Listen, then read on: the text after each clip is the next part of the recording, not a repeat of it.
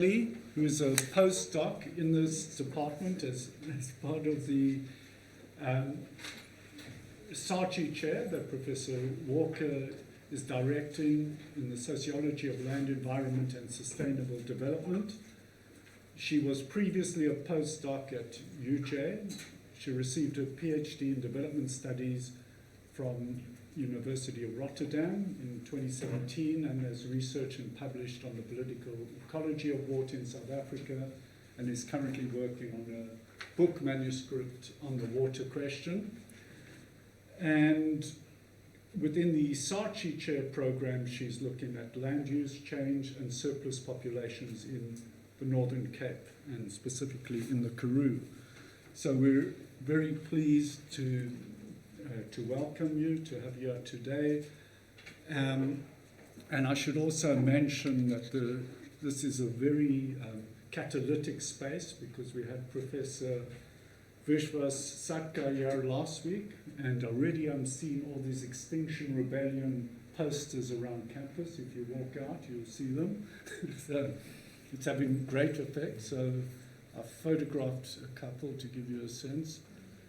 And one is Rebel for Life.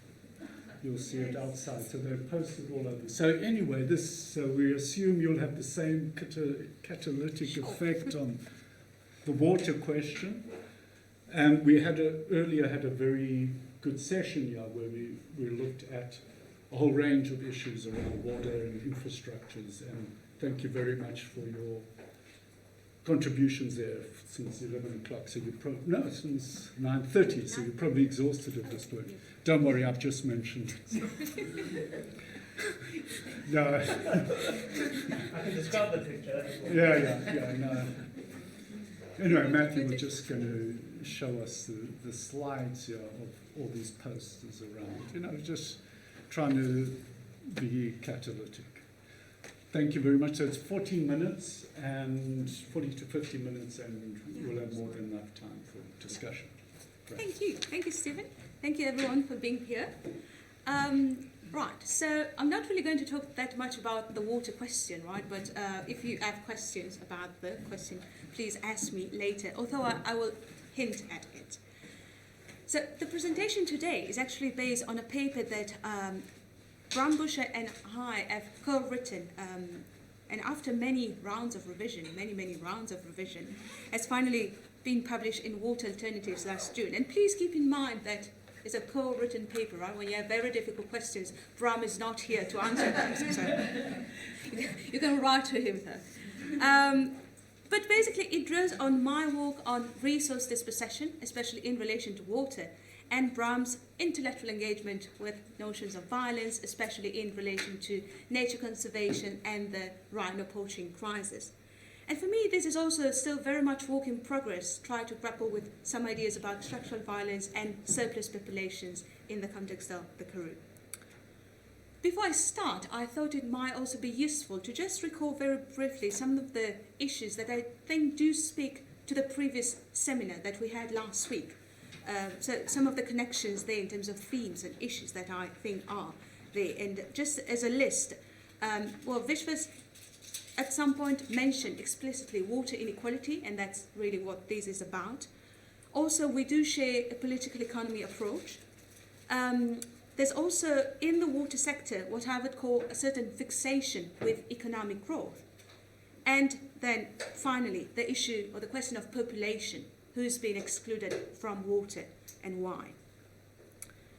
And I thought I would divide the presentation in two parts, really. So the first one is a bit of a theorization, if you want, on violence. And then I will go in the second part into a more empirical case study to show how this notion of liquid violence plays out in practice in the context of the water bag in Limpopo. For those of you who still don't know, sorry, it was the site of my doctoral research.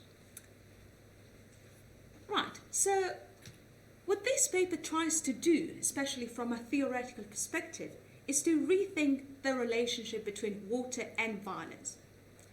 So if you put these two terms together in the context of contemporary South Africa, I suppose the first thing that comes to mind is likely service delivery protest, right? That oftentimes have become violent, and that's a type of violence that, again, many times is also very specifically directed at infrastructure, not just people, but especially infrastructure. And in fact, Carthon Hall from Wits has included service delivery protest within the repertoire of violence that characterizes, that makes South Africa a violent democracy. In this paper, however, we want to take a very different approach. Basically, we try to conceptualize the lack of continuous water supply for some in this country as a form of violence in itself, right? So we try to move away from more visible, if you want, exceptional forms of violence to invisible, ordinary manifestations of violence. Now, of course, we're not the first scholars, the first people to think along these lines. And just to mention, just to put Stephen in the spotlight for a second, but in 2014, he published a very interesting paper in Development and Change, where he reflected on notions, understandings of violence and justice in contemporary South Africa, starting from the lack of decent sanitation in informal settlements in Khayelitsha and what they were called the pool or toilet wars that took place in 2011. Now, more generally, we also try to contribute to a longer tradition of studies from various disciplines that has engaged with our definition, understanding of violence. And here I just want to mention briefly, make reference to 3 works in this, say, tradition of, line of research. So the first one, sorry, it's very small, but we all start with Johan Galtung notion of structural violence, right, introducing 1969. Used as a synonym that of social injustice, and also would argue that unequal power relations is what produce unequal life chances. And then after him, another important work in this line is Rob Nixon, of course. So he published Slow Violence and the Environmentalism of the Poor in 2011, and what Nixon tried to do was to adapt the very notion of structural violence to a context characterized by climate change and other environmental crises. So in the line of structural violence is not a direct acting of killing, you can't say who has committed the violent action. Slow violence is gradual, is invisible, and is fundamentally dispersed across time and space. And then finally, I wanted to mention this. James Steiner, who is a geographer, in 2016 published, it's just comes from other pieces of work that he has published before, but a book called Violence in Capitalism, Devaluing Life in an Age of Responsibility. And Steiner basically questions the idea of violence as a universal abstract and tries to relate it to the prevalent modes of production in one particular context at a particular time. So basically he argues that what matters here is the kind of valuation of life that we give, that we use under neoliberal capitalism, with a full commodification of life and labor. Human lives are valued basically according to their productivity and responsibility, how they contribute to the reproduction of capitalist relations. If they do not, if they're not good enough producers and consumers, that their vulnerability to death is not considered an act of violence. It's rather the result of some deficiencies that they might have, moral or otherwise. So, especially with Steiner, who is quite explicit, also in, as I said, in other work, in his engagement with biopolitics and biopower, we are entering here the domain of biopolitical violence. Right. So how do we understand these? How do we understand biopolitical violence? Let me just point out 3 major tenets, if you want. The first point is that biopolitical violence is not about killing, it's about letting die. Seems to be, especially as we went through the comments of peer reviewers, a very difficult notion to grasp. So I will try to get back to that also in a minute with some concrete examples. But let's say the way we understand it, we define it, is that it's really about inaction, meaning disinvestment, right? Creating the conditions in which living conditions become vulnerable, precarious, and hence deteriorate. The second very important point about biopolitical violence is that it doesn't hit or affect everyone in the same way. So who is being let die? Only some forms of human lives, right? Because we need to remember that although the object of biopolitics, biopower is the population intended as a unit, not everyone is included in the same way in its definition. Apartheid, of course, is a case in point here with its particular history of surplus population and Bantustan.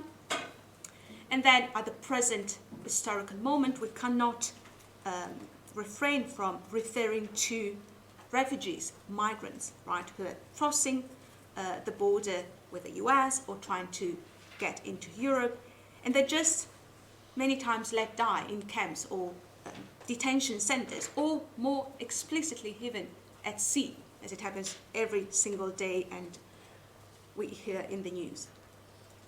So I just wanted to stop here for a second to refer you to this report that was published by the University of Birmingham in 2015, and that was on the living conditions of this infamous informal camp for refugees in France, known as the Jungle in Calais, was then been demolished by authorities in 2016. Because I think it makes very, very clear what letting die is all about, or like how it materializes. It is about failing to provide people with enough food, water, shelter, toilets, washing facilities, having diseases that spread very easily. And these are all things that are absolutely preventable, especially in a place like France, where the resources are there. But not just France, I would say. That's my point, especially in relation to South Africa. And then the third element of biopolitical violence that I wanted to draw your attention to is its inherent environmental dimension, especially now that environmental change poses a threat to the lives and livelihoods of populations. So in this light, especially if we want to, in a sense, and there's been work done in that regard, especially by some political ecologists, want to go beyond the human, say, like expand the terrain of biopolitics to the non-human, then looking at what's happening with water resources becomes quite crucial, as they are indeed essential to the reproduction of human and non-human life. So as I move to our notion, our definition of liquid violence, let me just try to unpack it by starting with the term liquid. What do we mean by liquid here? It's two things, really. First and foremost, obviously, because of the work on water inequality, our lens, liquid refers to water. And water is something that is inherently biopolitical, as it has been shown in many studies. The point is that it contributes fundamentally to the health and productivity of the population, right? But then if we have to take seriously this, say, proposition that biopolitics is not just about human lives, but it's also about the non-human and, say, natural resources, I do think that we can talk about a biopolitics of water that personally I do define as the quantification of water resources and then their allocation to different activities or sectors and population groups. So, for instance, it would be like deciding how much water resources, how much water goes into domestic services as opposed to production, and then to who, like which population groups. And just turning again to South Africa for a moment, I wanted to make the point that this biopolitics is underpinned by a very neoliberal logic at the moment, a productionist logic, if you want. that's not so much aimed at sustaining life directly, but at sustaining the promotion, or like sustaining life through the promotion of further economic growth. That's all we care about, it seems. For this reason, water resources are valued in relation to their contribution to economic growth and are regularly allocated to productive activities, even if that means leave some people without basic water access or basic water infrastructure. And then a second meaning of liquid here in this paper is fluid, right? So it's the fluidity of the workings of biopower, especially in the complementary processes of individual responsibilisation and state inaction. But I want to go back to that later during the empirical part of the talk, just to make very, very clear how that works out in the context of the water book. I just wanted to finish this first part by reflecting for a moment on a sort of paradox or conundrum that we do have to face or to think about when we talk about biopolitical violence as letting die within the context of water access in South Africa. And that is the fact that water has been quite central to what Andries du Toit and David Nees have called the biopolitics of poverty in this country. So basically this all reform of social policy, especially in the early 2000s, following the increase in poverty levels in the country, following the fall of apartheid, through, for instance, the provision of free basic services. Because free basic water is a key component of that. And for those of you who are not familiar with the term maybe, this is a policy that is meant to provide originally every household in the country, but since the mid-2000s it's just the registered indigent households, with 6,000 litres of water per month free of charge. That calculation was based on the idea of an average household of 8 people, which then means 25 litres per person per day. And I just wanted to recall how during the peak of the water crisis in Cape Town, the strictest restrictions were about 50 litres per person per day. So we're quite far from that number. Now, the question here, why is that a paradox? So we are saying the state is giving, especially the poor, water for free, but at the same time is letting them die. So how does that make sense?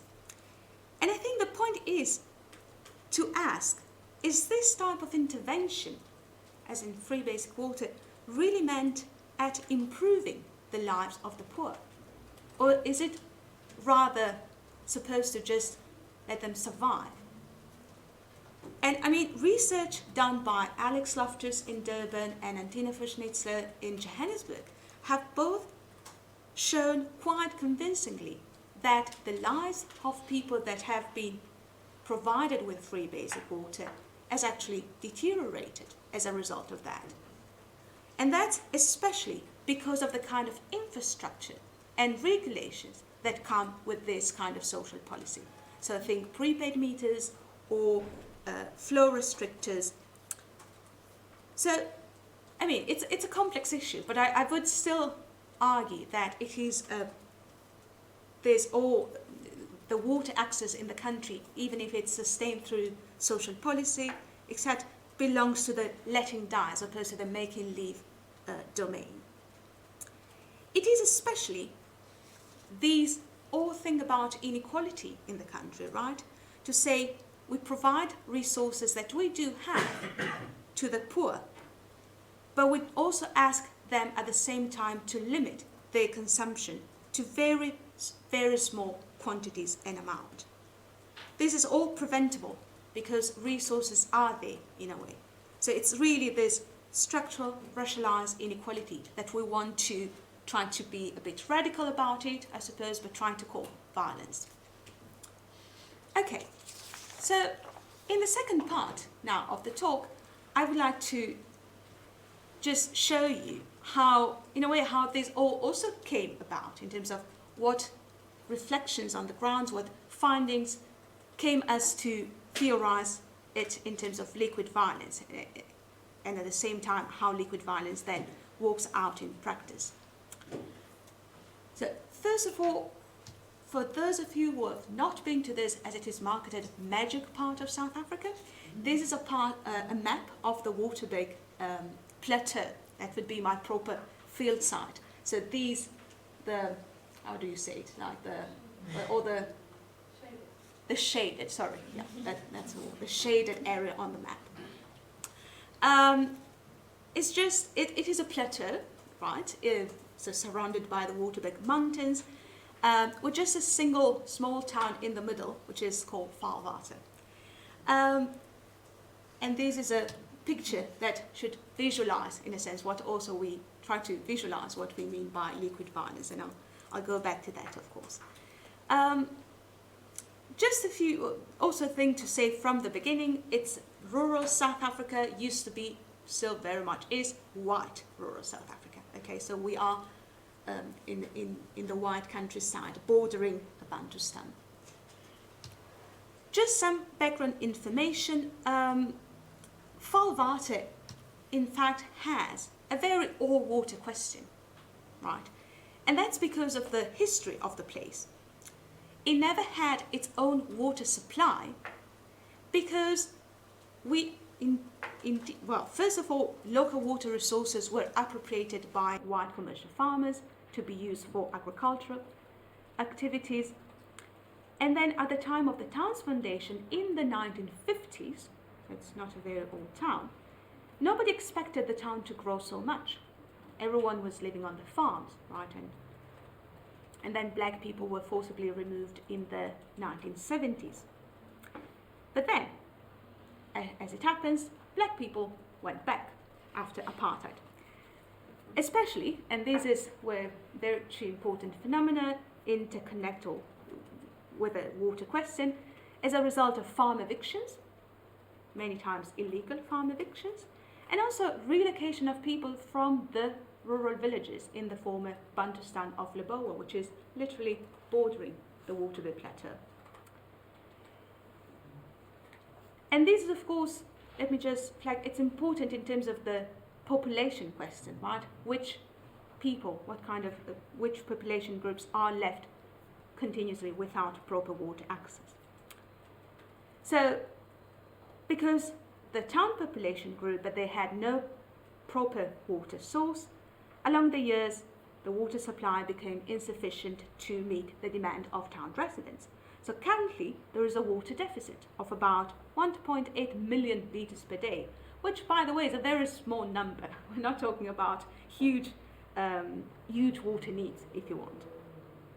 But because of this water deficit, water is rationed every day. It comes out of the tap only a few hours per day, say. And then water shortages have become the norm, also because sometimes infrastructure do fail. So this is what I would call an ordinary water crisis that doesn't make headline news, of course, right? What's more important, I believe, is that it is a kind of crisis whose social environmental costs are not distributed equally among the local residents of the Waterberg region. Let me just stress that I'm not talking about the town, but about the region, and I'll explain that now.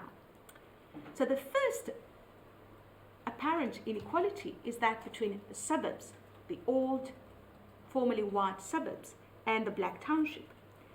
And what's happening here is absolutely similar to what was happening in Cape Town, right? So white middle-class town residents are able to afford Georgia tanks that basically trap, if you want, store the water whenever it flows through the pipelines, and at some point also drill a private borers in the yard. So they are kind of not happy, say, but kind of fine. Whereas the mostly black and poor township residents have to collect water with buckets and wait in queues at the communal taps. It's mostly communal infrastructure every day. Hence the picture that I showed you before of buckets queuing instead of people, because people can just wait the whole day. So they leave buckets to queue for them.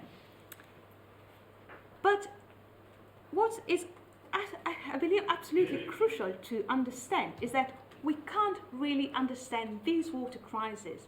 We can't make sense of it, and we can't certainly solve it if we just stay within the boundaries of the town. We need to get out of the town, right? Here is where inequality becomes absolutely striking. So there is no water in town, but there is water in abundance on all the farms that surround the town and all the farms on the plateau. I lived on a farm myself during my fieldwork for 1 year, and I haven't experienced a single water shortage, not a single day of water not being available.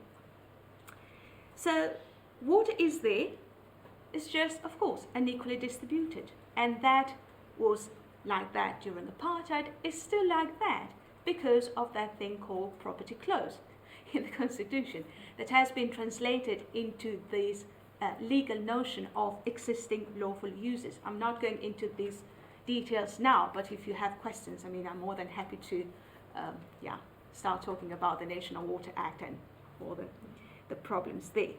But the point is, farmers hold exclusive control over access to the local water resources, which they perceive as their private property, and there has been no redistribution, as we'll talk about just now.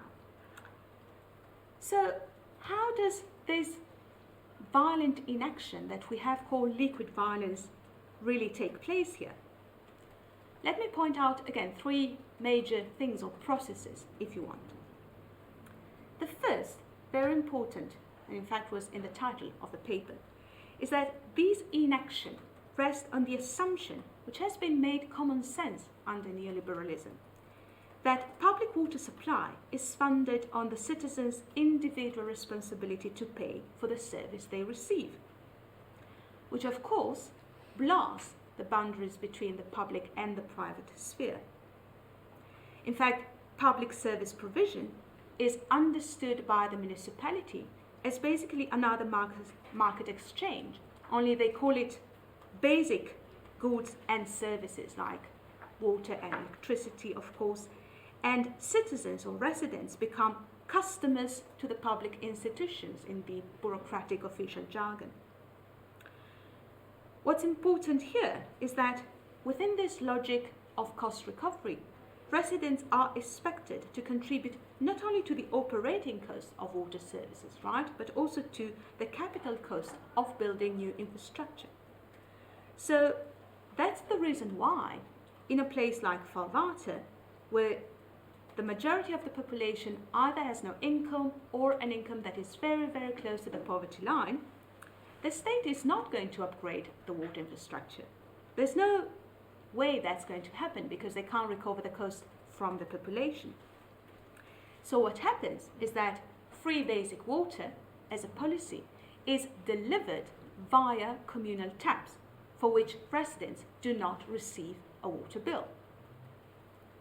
And that's not just here, but it's actually at some point in the nation, in the, updates of the water basic or free basic water policy, it was this idea of targeting the poor in its delivery.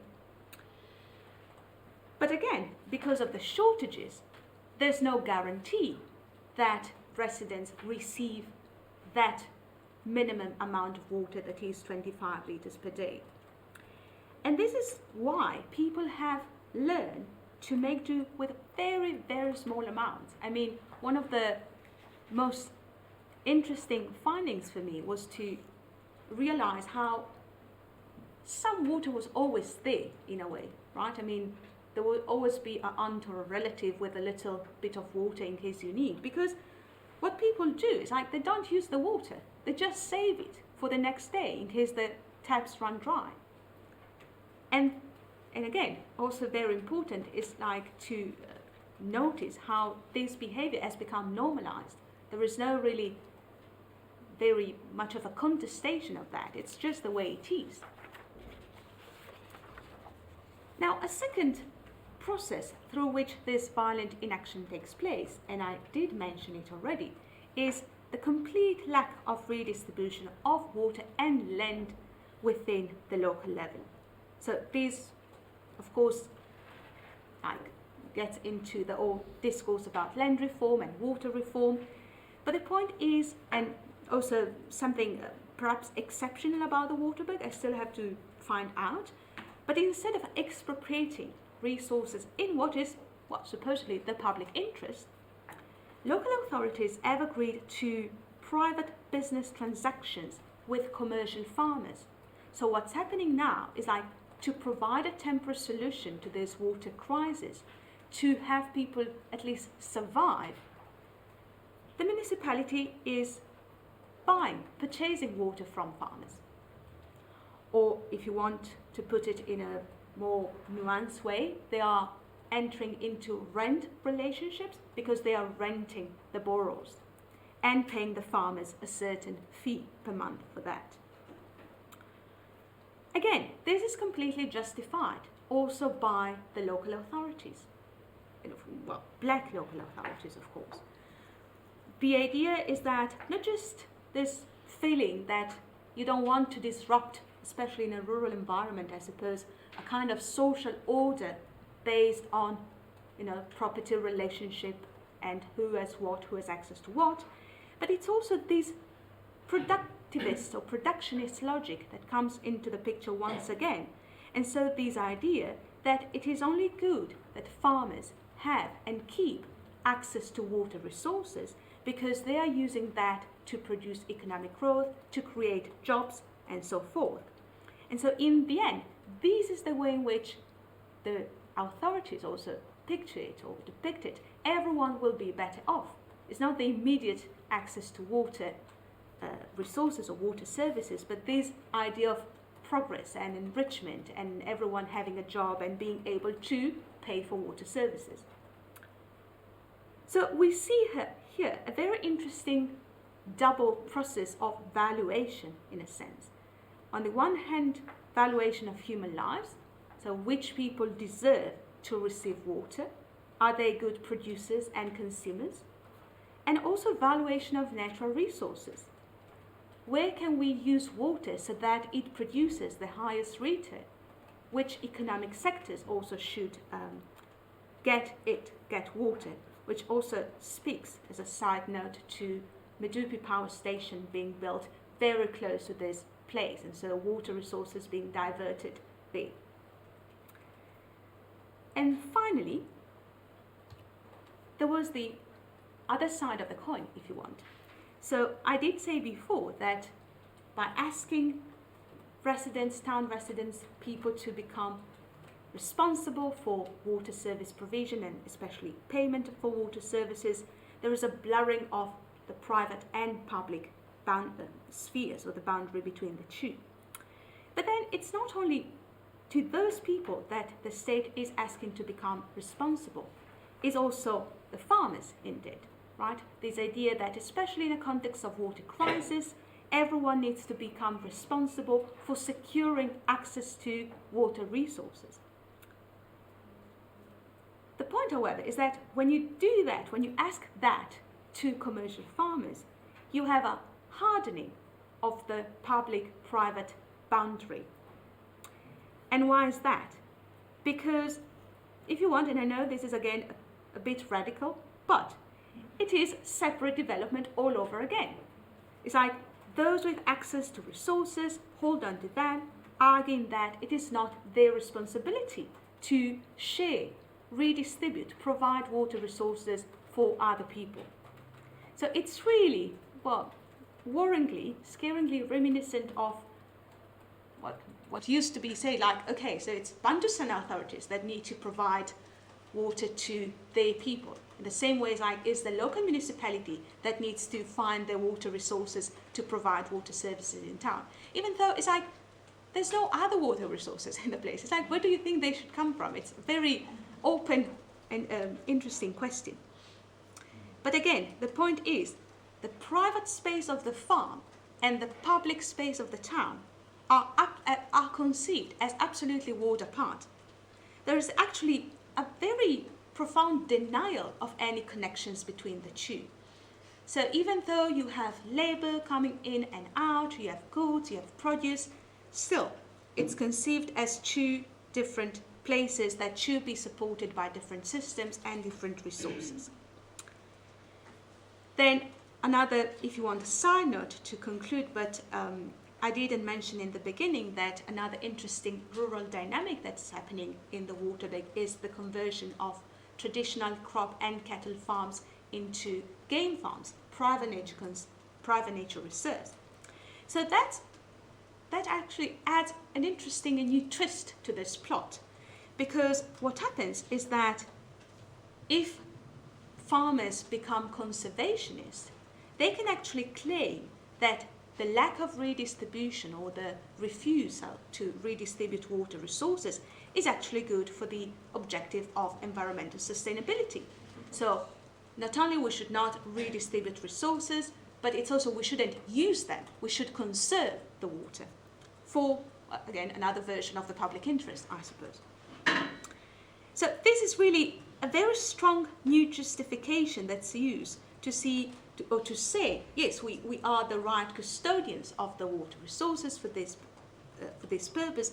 And the problem, again, is the population, right? Is there's new masses of black, destitute people coming to live in town, and they don't really belong to this space, which is depicted as a nature conservation or wildlife sanctuary or whatever. So that's really where, I suppose, Bram and I tried to see, like it's really nothing new in a certain way. It's like this continuation or of a previous history of dispossession that, again, we try to push the line a bit and say we should reconceptualize as a form of violence in itself. And I think I'll stop here with another. Thank you very much. Okay, a lot to think about, and you've really brought down these issues from a kind of global perspective down to down to a locality where you see how this violence works in everyday life. So let's have a round of 3 to 4 comments and questions, and please introduce yourselves. Okay? Yeah, and then we'll get others. Bernard, and then Charlotte. Thank you. It's a very engaging research and a provocative attempt to think it. And so I'm still gathering my thoughts, but there are just some connections that maybe I'd like you to think or engage a bit more with. So of course, giving life and letting die, or making live and letting die, that's the Foucauldian formulation, as you point out, in biopolitics. I'm wondering about how you relate that to the structural violence. And I ask that because I've always been worried about the concept of structural violence. In a sense, because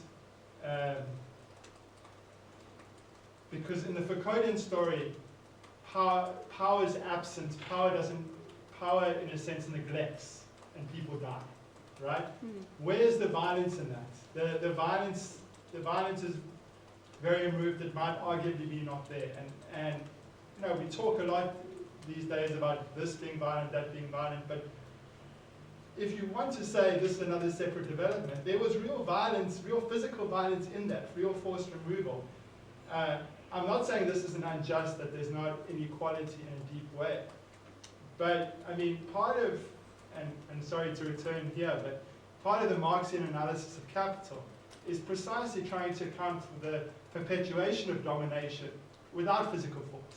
In other words, physical force, there's force in the system insofar as some people are wealthy and others are poor. Some people are exploited and others are not. Others exploited. But the system runs without a king having to force their subjects to do things. So it would seem like what you have here is good old capitalism. not neoliberalism necessarily. It's good old capitalism working through the privatization of water. It's not, to me, structural violence. It's good old capitalism at work. And I worry that the argument about structural violence and the equation of this with separate development misses that distinction. In other words, in many capitalist countries, there's this. It's not the same exactly as apartheid forced removals at the barrel of a gun or a barrel of a bulldozer. So it's pushing back the provocation at you. So where's Brown? No. So I think you've got it in there. Well, Steve Okay. will reply. Show it. Okay. Thanks so much. I thought it was really also provocative. I also think maybe I want to touch on this question of the continuity, right? Because this value of continuity or difference actually has no value. You know, whether it's really the same or different doesn't really help us. You know, so to push back against Bernard, I would suggest actually that that's not really the issue. Right? There's obviously some kind of dynamic. The way I see it is that it ties into all this other stuff going around, right? About how these kind of neoliberal or capitalist kind of promises of equality necessarily obfuscate deep histories of inequality, right? And there's stuff like that in India, talking about caste, and so basically how capitalism, with its claims of being equal, we are now, sort yourself out, necessarily maps onto an unequal terrain, and that's kind of what you're showing, right? If everybody sorts themselves out, then the people who have more are going to sort themselves out better, so we can have exactly the same reproduction. So it really fits into that narrative really well about how this process takes place. But now the thing is, crap, forgot my point.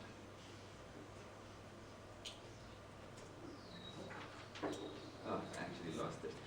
But you've So the got point, the point. so actually, I wanted to ask you about the private and the public. I was leading to the question. So the thing I've been thinking about, and I think what you really captured, maybe there's something going on about how the private and the public gets articulated by different actors in South Africa. And the way that you look at water infrastructure, I mean, this is really great, right? Because these are built, right, during apartheid and before, right? What does it mean to talk about private infrastructure during apartheid when you have the farmers' banks, and we have loans given off for free, and you've got all kinds of corruption and stuff going on, right? So this question of the public-private is obviously very blurry at that point. And during colonialism, it's definitely, right? Because the public is basically the private. I mean, these are extractive economies. So what happened after 1994, when now a white middle class, and especially the farmers you're dealing with, but I've encountered this generally, start valorizing the private. Suddenly the private is this domain of, everything's efficient in the private. So there's this massive transformation, from a very state-intensive development to this adoption of this kind of, claim that the private is everything, and how that maps onto the inequality. So that is actually my question. Whether that could get us to a place of thinking beyond continuities and differences, because clearly there's been changes, but how those changes actually then reinforce particular kinds of. And then a quick extra point is about aesthetics. The Foucauldian approach is very much about how the production, right? And I thought that's brilliant how you said, quantifying water uses, productivity, etc. But maybe there's also something about aesthetics, right? There's an aesthetics to production also, right? So there's a kind of how in Cape Town, the last people told to stop using water are the officers, because their glass buildings must be cleaned all the time and kept shiny, right? So this kind of imagery of the successful city in that product, but really an imagery. And it really made me think of these other arguments, people like James Baldwin. James Baldwin write about how the suburb, or so we had the structure of racial capitalism are built into the aesthetics of like a suburb, with the house, with the fence, with the swimming pool, with people having fun. So the water is actually central to this imagery, green gardens and stuff. So there's also an aesthetic, right, of racial capitalism which maps onto this kind of question of lack and does. Yeah, that's it. Okay, I think you're getting some really great comments and questions, so we're going to have a good discussion. And could you introduce yourself? I'm Simon Becker, which I know Michela. So, Michela, I found it very, very interesting and it's very new to me, so I'm also gathering my thoughts. Let me start by saying that with your reference to Calais, it's clear to me that the French state and the European Union megastate has had the resources to be able to look after the people in Calais, and they used state violence, French state violence, agreement from Brussels to get rid of people that Europe and that France decided didn't belong to them. I understand that. I think to take that as an example of Africa and of South Africa has difficulties. And that's where I'm going in my question. I was in Tohoyandou last year. It means the elephant, that's right up in the north. And when I drove back from Tohoyandou through the former white South Africa, we also spent a lot of time driving through the former Leboa and Venda Bantustans. We were told in the University of Venda that the levels of living of people living in the old Leboa, where you've got urban development of villages with chiefs, with very, very low levels of living, with remittances coming in mainly from Gauteng, that people were better off in the former white South Africa than in the homelands. And the homelands are huge, the Bantustans. That's the first point I'd like to make. So I'd like your comment about whether water and other services across the old border in Leboa and in Venda would be, whether inequality there is of a different nature and whether the level of living there is lower. Which brings me to my real question, and that is that Marx was the person who said you have growth as the core of capitalism. Growth has brought us, we're talking globally now, growth has brought us to a point environmentally where we can't simply carry on growing. That's Marxism, and I mean that's absolutely correct. To say therefore that we should operate here as one should operate in Calais, I think is a difficulty, because of not the farm workers on the white-owned farms, or the township and the suburbs in former white towns, but because if you look at the unemployment rate in Leboa and in Venda, if you look at the unemployment rate nationally, which is 30% if not 45%, there is a real need in some way to promote growth of a certain kind. I mean, I would say South Africa, and I would certainly say the African continent, needs growth. Now, it need not be capitalist growth which has led to where we are now. It needs another sort. But when you speak of the productionist and the neoliberal and the state in action, when I look at the developmental challenges, not just in the area you studied, but also right across the former boundary of Leboa and of Venda, we all know what that's like. It's the same as it was 30, 40, 50 years ago. There you're right. There's very little change. They are dependent on workers elsewhere. The remittances come in. The chiefs, most of them are corrupt and try to get into power. And life there, in terms of the choices that people are making from those former homelands, those former Bantustans, life there is so bad that when they can quit, either to a local town, and maybe the local town is stepwise to Johannesburg or Pretoria, they quit. So the elephant in the room, if I can put it that way from Tohoyandou, the elephant in the room is that I don't think we are able in Africa and in South Africa to write off all need for growth in the capitalist sense.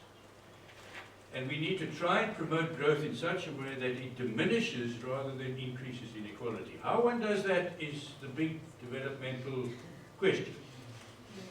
God, Simon, you've asked the big question again. Thank you. Because I think in the discussion of some of these environmental activists, they talk about degrowth and they're really trying to shut down growth. But that's a view often from the north. And people such as Sapgar said, well, actually, in the global south, there is a need for for more growth, and particularly around the infrastructures of everyday life, actually through infrastructure. So that's precise. I mean, it's a very interesting question to think through from Limpopo. So you've got a lot, yeah. I think that gave you a lot to think through and work with. Right. Okay, let me start from these last question and the question of growth, if you want, and water and growth. I don't think I'm anti-growth per se. I don't really, I'm not let me say that. I think, however, that's really, I'm afraid it's a bias. I'm very European in that regard, and I'm very normative about water. When it comes to say, water to the people first, sorry if I can use it like a slogan. But so I suppose the problem also here is when water is diverted, water resources are diverted away from basic water access, water service provision to productive activities. Again, with this promise, but a very sometimes empty promise, right? Not qualified in terms, yes, economic growth will make everyone better off, but how is that supposed to happen, especially under capitalist conditions?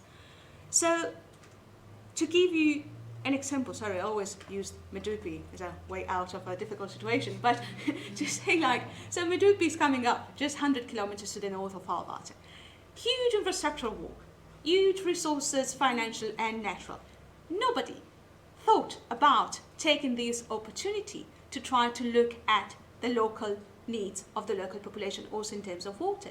And that's, for me, is just, we really don't care. That's what it's all about. So it's putting these resources into these productive activities, but with this very disregard for the most basic conditions. And I do firmly believe that, solving inequality in this country, okay, economic growth, but these are really basic stuff about giving everyone a decent amount, a decent supply of water. So, I don't know, that would be, some sort of reply or response.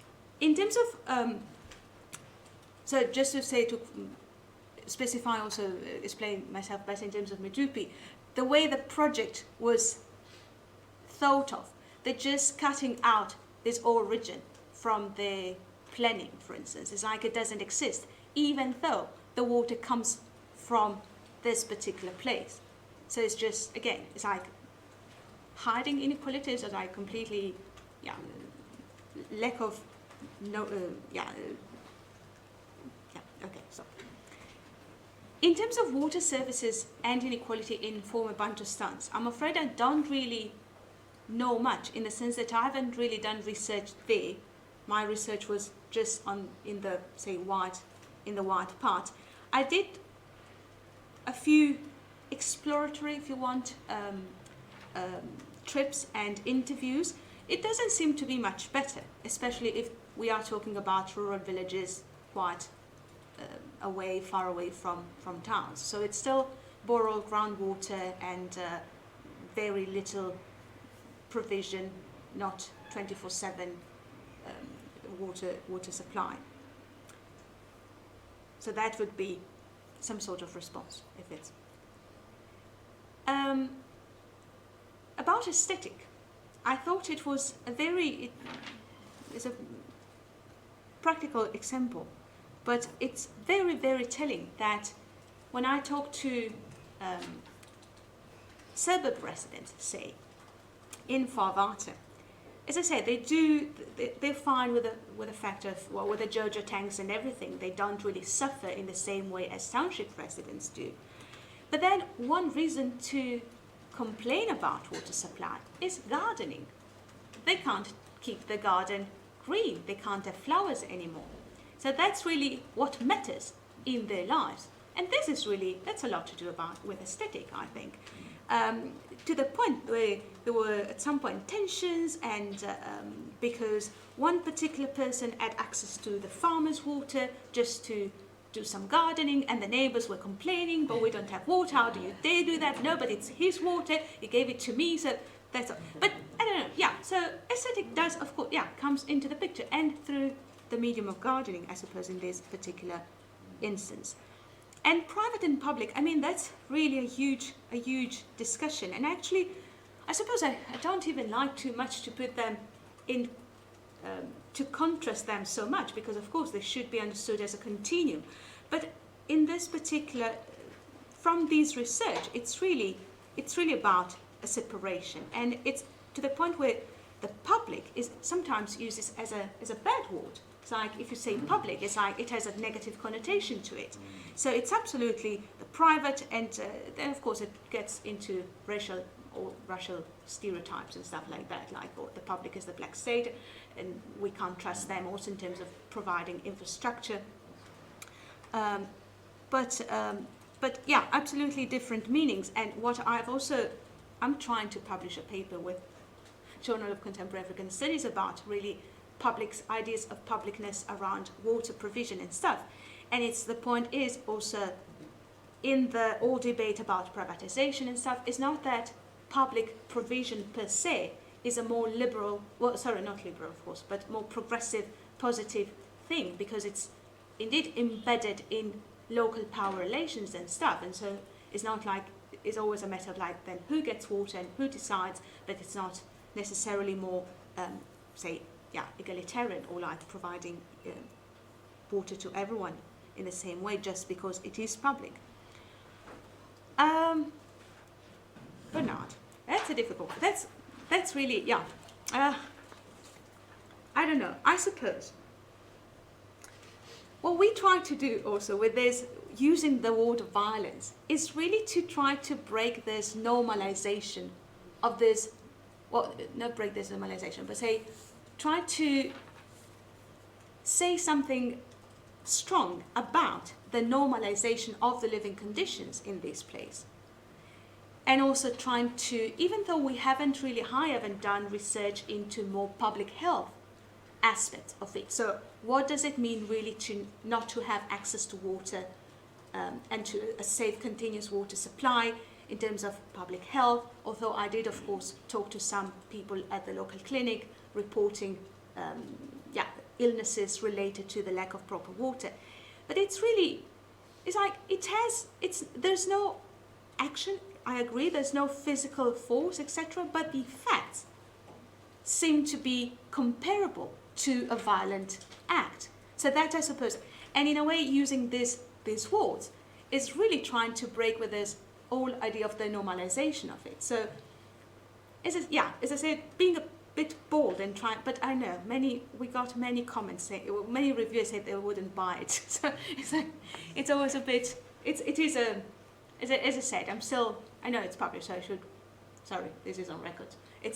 I stand by it. I totally agree. But it's tricky. It becomes complex. And I think because of the free basic water policy, and it becomes even trickier to make sense of it all. Well, you should ask Bernard whether he would go by and would use the word symbolic violence. He wouldn't. But can you come back to it later? Let's just have a few more, but you have a response unless you want to have it right now. You look poised. Okay, comments, questions. We've got more than enough time. Who's Cheryl? And can you introduce yourself? And who else? I'm Cheryl. No, you're going to do more than you're from this department. And maybe, okay. Okay, so we've got a few questions. Jeff, what did you have? There's actually a very interesting article by a South African Indian author which speaks about water infrastructure and who has this accessibility to this water infrastructure, and there's somebody who actually tried to serve as a middleman between the municipality and the people in terms of controlling the accessibility of water in terms of providing to the public. So it's quite an interesting issue in terms of Water Accessibility Day.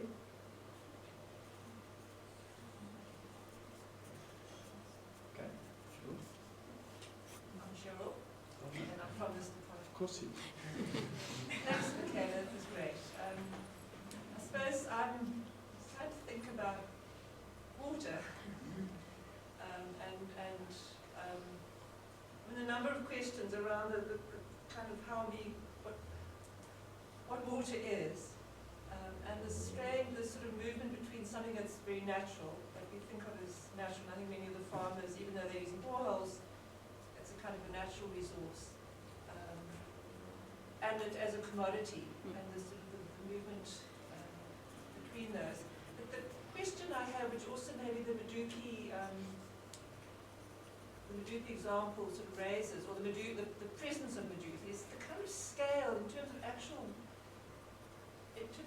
water management and redistribution and more equitable distribution. At what scale should one be looking at? And there it seems that the actual, what water actually is and how it functions becomes really important. And I mean, I know you're familiar much more than I am with the water catchment areas and etc. And it relates to water as liquid and its flow, not only in rivers but in groundwater. So it's how one is thinking about that in relation to, your shaded area, some farms on a plateau and a small town, but actually the water cycle, the water resources, the way it moves, the way it flows, is a larger area. And of course then it also gets transported across natural boundaries. So it's just how one thinks about that in terms of water management, and how if you go beyond, beyond the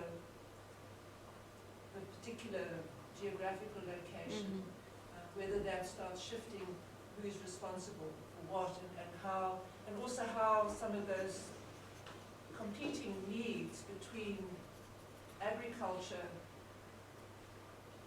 towns, etc., can be managed, because they are competing. I mean, there are agriculture in whatever form, small scale, large scale, has water needs. And so, anyway, so it's just asking a question about scale and thinking about it, but also scale in relation to water as a particular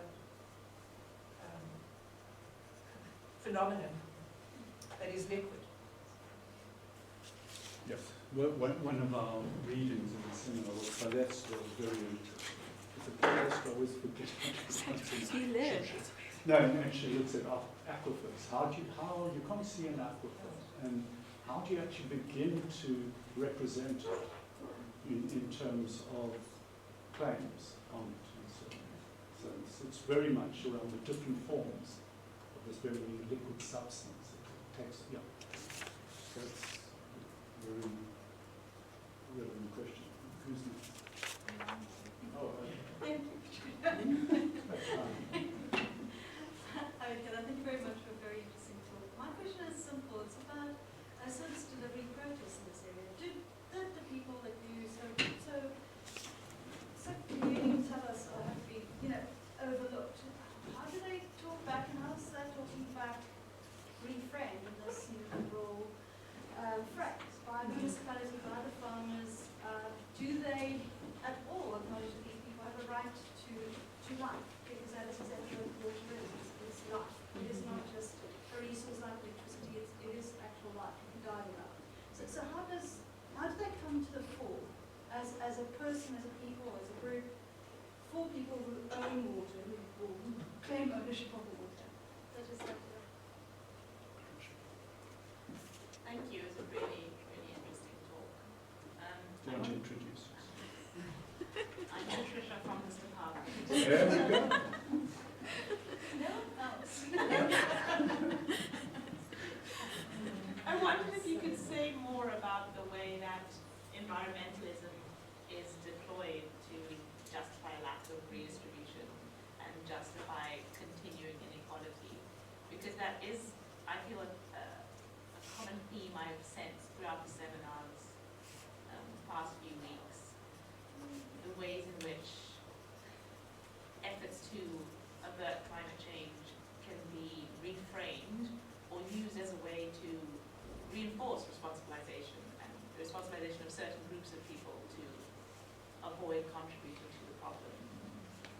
also linked to, as you said, the absolving of other groups of any responsibility for this issue. Any more comments, questions? Bernard? Yeah, go. Yes, we've got time. No. Okay. Final comment, question? Well, may I stir the pot? stir Bernard's pot, if I may. This is somewhat unthought through, but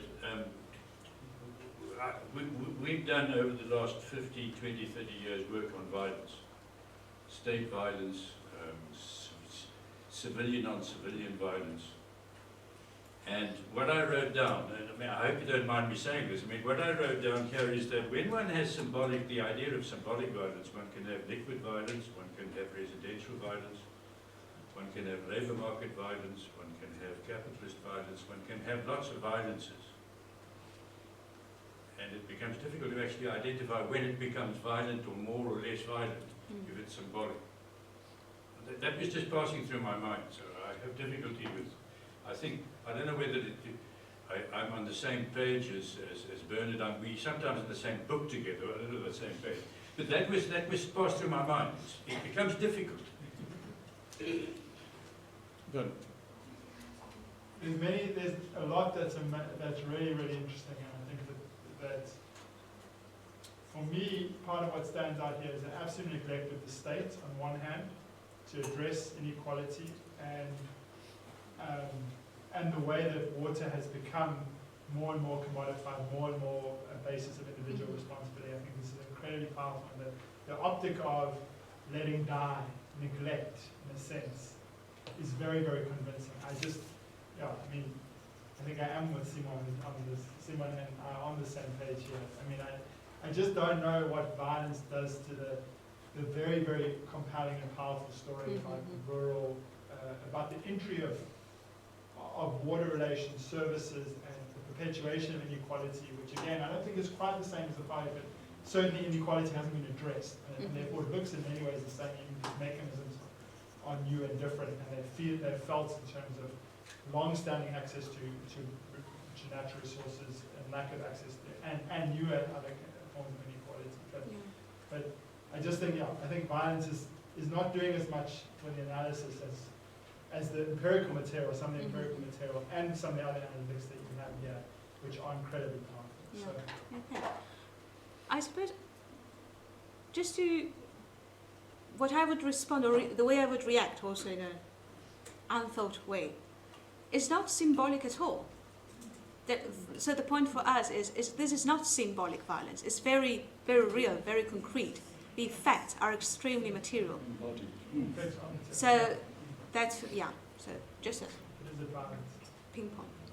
Right, the other questions. Water infrastructure, water accessibility. That was probably more a comment than a question. I don't know if I missed. In terms of water accessibility that you mentioned, that's absolutely crucial. That's exactly the point for us, right? What determines, what shapes access in a particular place? So we should look at water access, in fact, rather than availability. And I haven't gone into that, but in this particular place is property relationship and land ownership. That's it. Cheryl, what water is, and also the issue of scale. Just on what water is, I think something you said made me think like, yes, now everyone says, also the farmers would always say, oh, water is the most precious commodity and everything. Well, just to remind ourselves that that's indeed a process of commodification, right? I mean, there's nothing inherently, water is not inherently a commodity. It has been commodified along the years, and also in some, that's what capitalism is, but also neoliberalism has pushed particularly towards that. It's not just capitalism as such, I think. The matter of scale is really, it's a big question, and I'm not sure I do have an answer to that. I suppose, as if you ask me what is the best way to manage water resources, what is the scale, I would suppose the river, the catchment area is a good starting point, and that for me the problem with Medupi, they did not use the catchment area as a just to plan their water infrastructure. So yeah, like also in a way we're trying to, when I had to put to delimit the scope of my own studies, like follow the water and see where it starts, where it goes, so who's using it or not, is a way of putting those boundaries and those shading areas there. But just as a little another anecdote or research note from the field, when you say how to manage competing interests and stuff, and how this happen also when it's underground, groundwater, and it's invisible and everything, but there has been a case here of farmers, neighbor farmers, fighting, not each other really, but with the municipality, saying, oh, but if you sell water to the municipality, you are lowering our common water table, and that will have negative effect for my own use for agricultural production. Oh, yeah. So, I don't know, sorry, it's a difficult question, but sure, it is, scale is important. It for me is also like a good strategy is to follow the water, see where it starts, and all the different uses until, just to do that. There was that answer. Service delivery protest. Nothing on that front, I'm afraid. So, very, what should I say? It's interesting. I did try to follow up on that sometimes. It was not the focus of my research clearly, but I did try to ask people why not. And very, if you want very simple, unsophisticated answers, if you want to accept those, like, oh, but we, Farvata is not where the municipal offices are. So there's no point for us to protest here. Actually, we would need to pay a taxi fee to go to Modimale to protest in front of the municipality. It's specific, it's a very small place, so people would say, oh, but the police or the municipal officer is going to be able to recognize me, and if I protest, if I do, so then I will have to pay later on, because they will arrest me afterwards if I do something. So there seems to be a very, and I was just referring in the class to this book chapter written by Frances Cleaver from Sheffield University, how she gets into the different reasons. She tries to review a few why people do not actually resist or try to challenge inequality, but actually contribute to the reproduction, even if it's to their own detriment, because sometimes it's just convenient, is what you do to just survive, and it's practical. It's just out of common sense, whatever that is. So yes, yeah. But how do they become legible to the farmers? Even if they don't. Oh, there is no. What's the talk about? But you mean the residents or the municipality? No, how do these poor people who don't have access to water, right? So not the white town dwellers, but people who are rationed even more, right? How do they become legible to the farmers? How do farmers talk about them? Is there a trope with which people talk about these? They are invaders. Invaders. Yes. Okay. Yeah. They shouldn't be here. They don't deserve water. Yes. No. Absolutely. Yeah.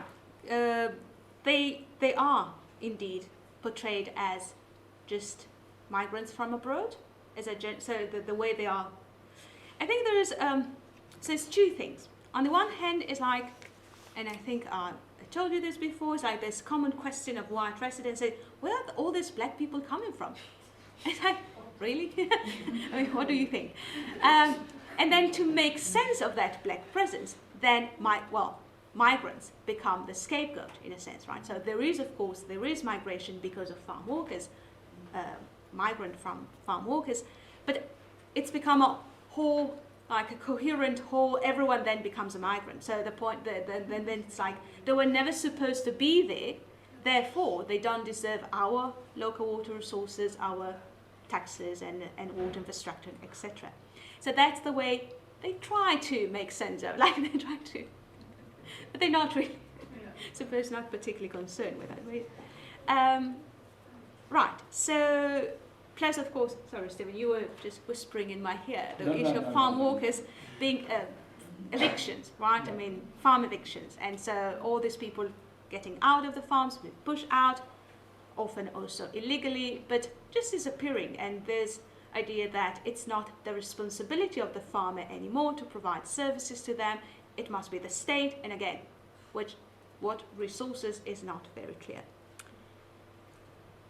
Environmentalism. I think in this particular context is not used as, well, it's a marketing tool, really. So as the place is becoming more and more this wildlife production sort of place, and we're attracting tourists from Europe and, well, mostly from Europe actually, rather than South Africa, this is really just marketing material to a large extent. So it's for ecotourism and for to attract tourists in that sense.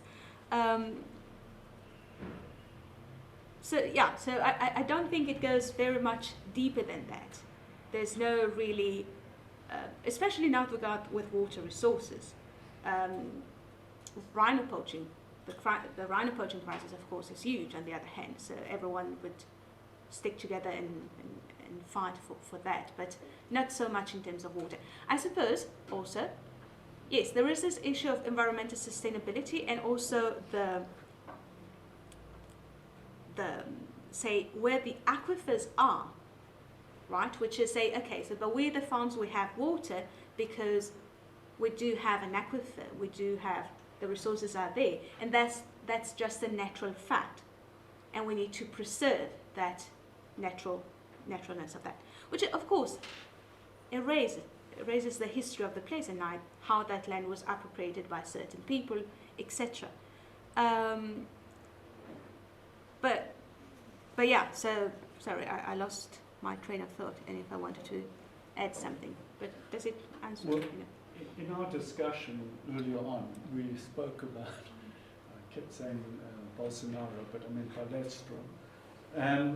And she's talking about water activists in Costa Rica and Brazil, where they've gone into this question of, so when an argument would be made about we need to preserve the aquifer in the name of sustainability, they'd go into the question of, well, how much water, and are the human rights of people to access to water being respected? You know, so it's I don't think we're there yet where the activists are questioning this sustainability argument by, you know, playing the state's game, which is often to use data to make an argument around the governance of these resources. So the activists there seem to be engaging with that governance question in what she calls a technopolitics. I just wanted to add, in terms of environmentalism, so there is a Waterbird Nature Conservancy in this place, which is basically a landowner association, but they have some sort of loose environmental interest. And they happened to, at some point, to organize a seminar on water, and say from an environmental perspective, also in terms of water scarcity, water resources in South Africa, and they didn't mention the fact that there was no water in the town. So that's a complete, I think, a disjuncture in terms of, so water resources on the one hand, water services on the other. That's not an environmental problem, that's a social problem, and it's the domain, something that the municipality and the state should find a solution for. But it's really this, separation in terms of water resources conservation and management. I think that's a very good example to illustrate this point. We've got time for final round, or maybe 2 questions or comments. Do we have them? May I come in again? This is No. I have farmer friends in the Mpumalanga area, Mhm. So this is not the same area as the area you work in. These are white farmer friends. And they have for the last 2 years been complaining about the fact that the water on their farms used to be what they thought was a free good. And it is now owned by the state. Mhm. So they are not allowed to sell the water at all on their farms because the state has taken over ownership of water. Mm. I mean, is that the same in your case? No, well, it's not really accurate, if I may say so to say. It's a bit complicated, but basically the National Water Act water is a common resource, but it's managed by the state because the state has been made into the public trustee. So it's this notion that has been imported from the US, environmental law in the US, but it's still it seems to be still very difficult to grasp within South Africa. So I've read articles in legal journals where there's a debate. So what is water as a resource? My understanding is that the two terms common and public have come to become sort of synonyms, but it's supposed to be a common resource that belongs to everyone, but the state is managing it, hence the stake in decision. But it's not a property of the state, per se. So are farmers allowed to sell it? I mean, as I understand, they wouldn't be allowed to. But in law, I'm saying. I'm not saying in practice. Well, selling to whom also? That's, I suppose, it's a question in terms of it's within agriculture or not, and which kind of water. Because also in the past, there used to be a difference between private and public water during apartheid. So I suppose they were allowed to sell private water, or there was a reallocation of water rights in terms of I'm giving the neighbor farmer some of my water, it's actually rights, not. It appears they are, in a way. I mean, de facto, I don't think de jure, but de facto they are selling water, because here they are. But it's a very grey area. I mean, it's very complicated from also a legal perspective, say.